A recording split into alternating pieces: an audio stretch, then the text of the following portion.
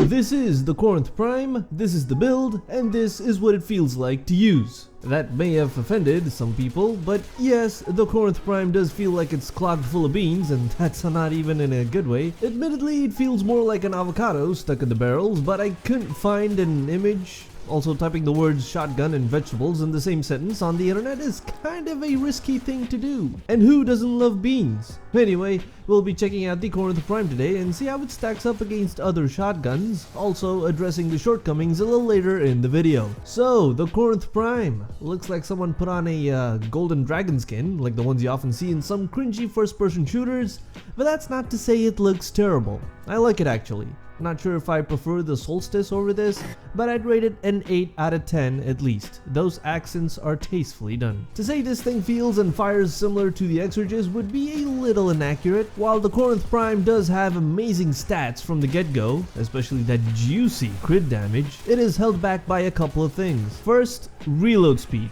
3 seconds. There's no arcane to help fix that, so your best bet is probably gonna be chilling reload if you're going with a viral build, that is, which is what I recommend actually, despite the build you saw in the beginning. I'll expand more on that when we get to the shooty shoot part. Second, fire rate. It's a tad too slow for me. Nothing that makes the gun feel broken in a bad way by any means. I mean, the fire rate is okay, but I just feel a touch dissatisfied. Being the nitpicky fire rate whore that I am, will suck for +420 fire rate. Finally, the one thing that I feel may drive players away from giving this gun a proper chance is the grenade firing mode. It is slow and clunky as heck. Kinda relates to my second point, but it's bad enough that the grenade can only be triggered mid-flight. Good luck trying to negotiate with that in pub squads. Now you have to deal with this insanely long delay between launching a grenade and firing your next shot. It's just way too slow, hence the bean reference.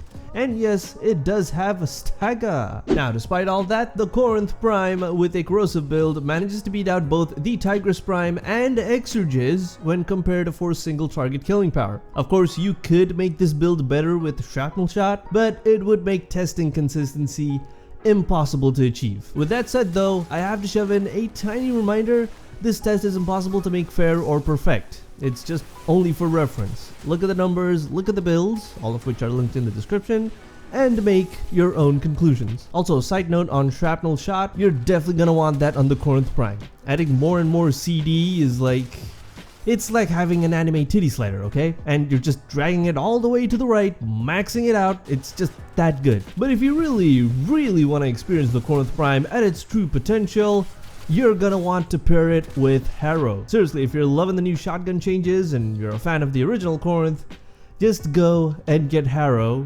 Go with a build that perhaps is similar to the one I discussed back in episode 2 of the Lich Hunter series. If you're having trouble farming for his parts, then there's updated guides and stuff. I'll leave links to all of them in the description. I took the Corinth Prime out on Lich hunting for a proper test drive, and heck did it perform. This is the build I went with, and it made the thing feel like a lot faster and a lot more responsive as well. Feel wise, it's like an Exorgist with about 20-25% more oof power plus some crowd control ability. It does take some getting used to, but I found that firing the grenade a couple feet over the enemy's heads helps with maximizing the AoE of 9.8 meters. Overall, it's an okay weapon to use as is, with a build that is more focused on usability over DPS. But in the hands of Harrow, damn, it's like one of those big PP pills, but for your shotguns. And it actually works really well, ladies. Get yourself some of that Harrow action. You could compensate for the shortcomings with a Riven, which if you have one, God bless you.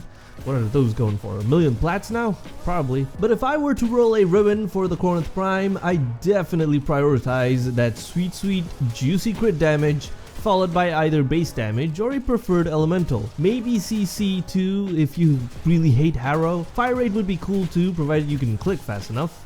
Arcane tempo can kinda help with that, by the way. But for reload speed, the dispo is just not enough to make it worth it. So that's the Corinth Prime. Outside of mashy fodder considerations, is it worth getting? Well, if you love the original Corinth, I'd say 200 plats for a set, which is what it's going for right now, currently, is well worth it. If you don't main shotguns or just wondering if it's a fun toy to use while the sentients get their shit together and actually start to challenge us, I'd say probably not. Again, I do want to stress, Harrow is almost a requirement to bring out the best this shotgun has to offer. I mean, I've seen single pellets go for anywhere between 70 to 100k red crit. Mostly it's around the 15 to 35k range with my builds and setups, but damn, that's a lot of damage. As always, feel free to leave your juicy wet comments down below. Any links to pictures of beans will be removed. Just a warning. I'll catch you guys real soon in the next video.